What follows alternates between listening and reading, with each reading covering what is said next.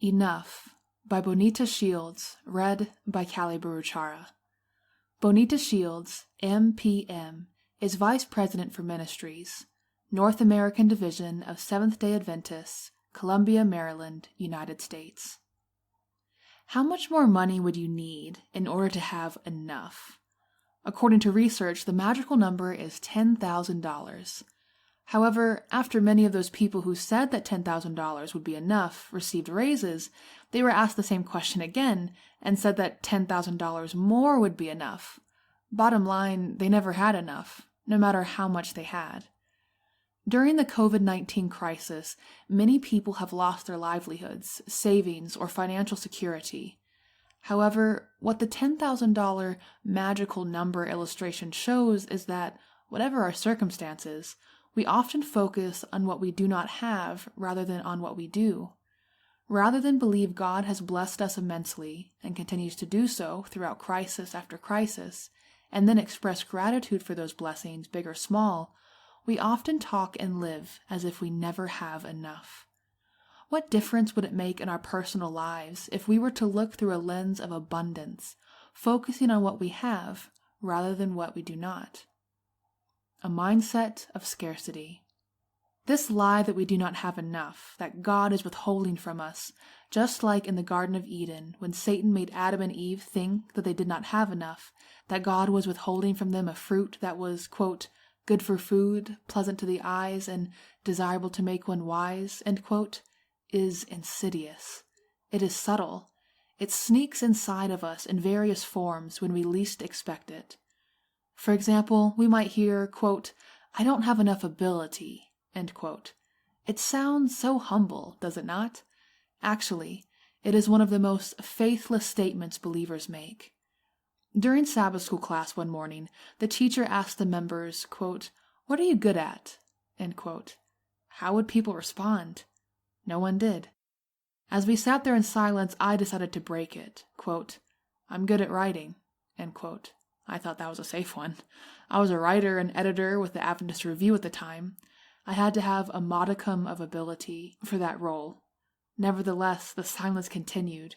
You would have thought I declared myself Maya Angelou.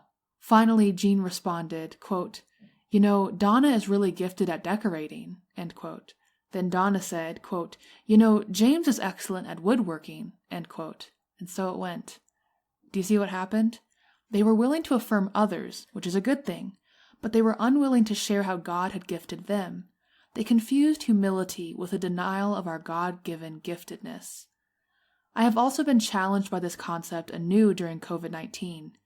It has been so inspiring to hear and read about people who have found ways to minister to others from home. One person from my church sent out cards of encouragement. Others have been making masks. Some are doing yard work for their elderly neighbor. Others are working at local food pantries to distribute food. Sometimes we hear, quote, I don't have enough money, end quote. I have worked throughout the church structures for more than 33 years. As a local church pastor, I remember thinking, quote, if only the conference would give us more money at the local church, we'd be fine, end quote. The conference staff often say, quote, if only the union or division would give us more money, we'd be okay, end quote. And the division looks to the general conference for more money. No question, many of these needs are real, and we should regularly reevaluate our distribution of God's funds throughout His church. But even after funds have been distributed, there is never enough. Quote, we need more, end quote, is the cry from the scarcity mindset. Make no mistake about it. Many of our members, churches, and conferences are struggling financially during this crisis. Many conferences have had to lay people off. However, our God is bigger than COVID-19. When we view life through a lens of scarcity, we never have enough, it reflects on the character of God. It tells the world that our God is not greater than a virus. It tells the world that our God is insufficient to meet our needs. It tells the world that since our God is not generous, we cannot be generous with others. A mindset of abundance. In contrast to the mindset of scarcity, there is the mindset of abundance. I am not talking about abundance in the sense of acquiring more stuff. That is consumerism. Rather, I am talking about living our lives with the knowledge that God can meet all our needs, physical and emotional. A mindset of abundance is rooted in the belief that we have enough, that we are enough. It does not deny our legitimate needs. What it does is operate from a stance of gratitude for those things that we do have. When we have this mindset that we have an abundance, we are ready to share it with others. When we view life through a mindset of abundance and live generously, it reflects on the character of God. Our generosity reflects the type of God we serve. Our generosity impacts how others view us as believers. Our generosity reflects whether or not we believe God's word.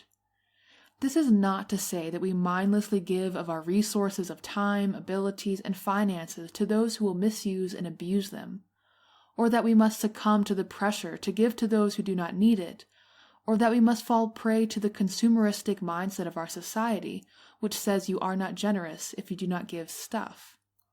Being generous can take place even during a crisis. Being generous not only with our finances, but also with our time, talents, praise, grace, forgiveness, and acceptance reflects the generosity of our God. Generosity, the new evangelism. Generosity has been called the new evangelism. Chris Willard and Jim Shepard write, quote, "Generous behavior is the best validation that Christians believe what they profess about God, faith, the Bible, and eternity. This practice of generosity is authentic and becomes magnetic to people who do not accept the Christian faith." End quote. If generosity reveals to the world God's character, and one cannot be generous living in a scarcity mindset, how can we learn to live a life of faithful stewardship through the lens of abundance and enough? 1. We receive graciously, we are enough. We have such a difficult time receiving gifts from others, even with receiving the gift of salvation. It takes humility to receive and not feel obligated. At Christmas, when someone gives you a gift, more often than not do you say, quote, "Oh, thank you for your thoughtfulness and generosity," end quote, even though you might also think, "Oh my, how can I get them a gift in exchange for this one in a way that they won't realize that I'm giving them a gift only because they gave me one?" Have we learned to receive from God in gratitude rather than refuse to receive because we cannot repay Him? When we are able to receive blessings from God in gratitude without feeling the need to pay Him back, we can operate from a mindset of abundance and generosity, and then can cheerfully return to Him what is rightfully His. 2. We return cheerfully. God is enough. Returning to God what is rightfully His, whether returning praise for His generous gifts to us, returning a gift of increase through tithe, or returning from our gift of time through observing Sabbath, is not a legal transaction. It is a relational transaction. Returning to God what is rightfully His involves the release of control, letting go. Rabbi Abraham Heskel speaks about this letting go, quote, "To gain control of the world of space is certainly one of our tasks. The danger begins when in gaining power in the realm of space, we forfeit all aspirations in the realm of time. There is a realm of time where the goal is not to have, but to be, not to own, but to give, not to control, but to share, not to subdue, but to be in accord. Life goes wrong when the control of space, the acquisition of things of space, becomes our sole concern." End quote.